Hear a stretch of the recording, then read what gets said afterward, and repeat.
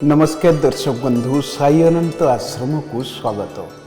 2025 मसीहा शेष होगा मात्र अल्प दिन बाकी रही। वर्तमान नवेम्बर मास आग को आसुवा नुआ वर्ष किसी नुआ भल करने चिंता कर प्रकृष्ट समय। ज्योतिष शास्त्र अनुजाई चलित वर्ष किसी लोकों बहुत शुभ रही बेले किसी लोकों प्रतिकूल परिस्थिति सामना करने पड़ी।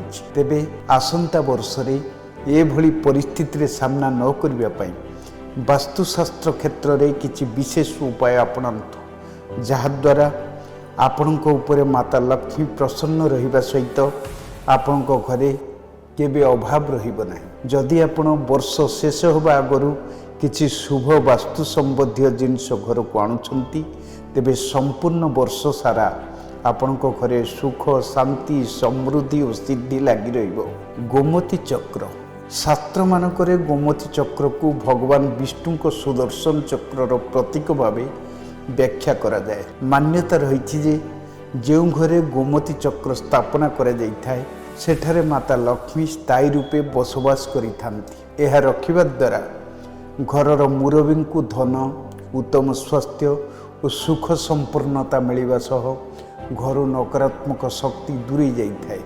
ब्रह्म पुराणर अनुसार यह पैसा रखा स्थान रखिले घरे केबे भी अभाव रुहे नहीं। तीन मुद्रा चीना वास्तुशास्त्र पेंगशुई अनुजाई लाल रिबन रे बंधा होइतिबा तीनोटी चीनी मुद्रा समृद्धि और आर्थिक उन्नतिर प्रतीक भाव परिगणित होता है। यह घर सामने टांगिले घरे नकारात्मक ऊर्जा प्रवेश करि पारि न थाए जहाद्वारा घरे सकारात्मक ऊर्जार प्रभाव बढ़ी जाता है। दक्षिण महाशंख हिंदू शास्त्र रे वर्णित तथ्य अनुजाई समुद्र मंथन प्राप्त होइतिबा 14 रत्न मध्यरु दक्षिण महाशंख अन्यतम। यह आपण बजार किणी कौनसी एक शुभ मुहूर्त रे पूजा करी लाल कपड़ा रे गुड़ाई सिंधुक किंबा धन रखिबा स्थान रे यह रखिले घरे सौभाग्यर वृद्धि होता है। यह खाली वास्तुदोष नुहे बरं ग्रहरिष्ट मध्य खंडन करिथाय। यह सह माँ लक्ष्मी मध्य दक्षिण महाशंख प्रति विशेष भाव में आकर्षित होइथांती। लाफिंग बुद्धंक मूर्ति घरे किंबा कार्यालय रे रखिबा द्वारा सकारात्मक ऊर्जार प्रवाह बढ़ी थाए।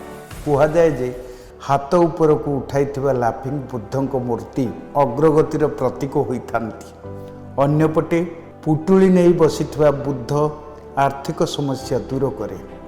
यही मूर्ति को आपण निज घरे किंबा दुकान रे उत्तर पूर्व दिगरे स्थापित करंतु जहाद्वारा आपण को यार बहुत शुभ फल मिलिबो।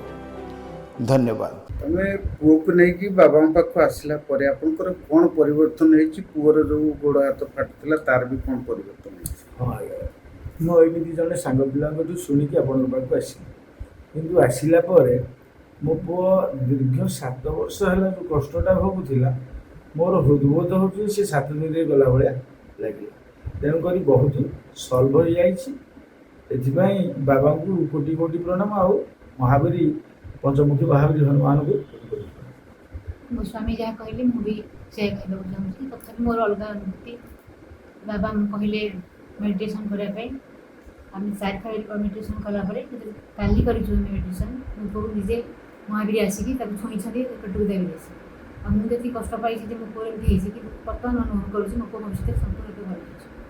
अच्छा वो एडी आसिले परे मोर जति माने कष्ट थिला म आगुरु जमा चाली पाउन नथली एडी जति सप्ताह भीतर आसिलेनी माने मते एते भल लागछि हम तो चाली होछि बुझि होछि खेली होछि सब भल लागछि आगु मु किछ करै